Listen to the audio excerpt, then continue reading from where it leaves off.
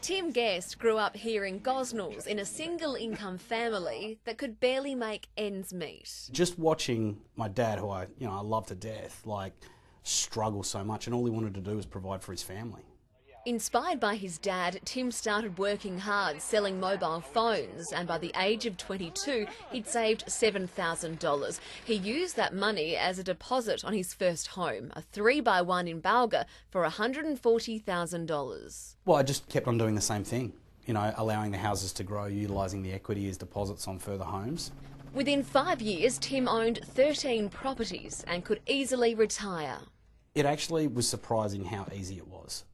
But he now works as a financial educator. His first piece of advice: get started right away. If you do nothing, you're actually going backwards. Even though we're told to start investing as soon as we can, Tim Guest and other financial advisors say it doesn't have to be property. It can be shares, government bonds, superannuation or gold, and you can start with very little. People can get started with just a couple of grand. He says we're too focused on the next pay rise. No matter how much money you earn, all we do is increase our expenses to match the money that we're earning. The 36-year-old now owns 8 properties, including the Balga house, but he rents them all out, and the multi-millionaire is still renting himself. When you actually sit down and do the figures, you can see it's not financially beneficial to own the property that you live in. He obviously took huge risks, which isn't for everyone. Not everybody has the capacity to take the risk.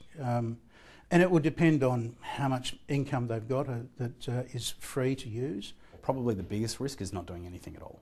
Lee Steele, 9 News.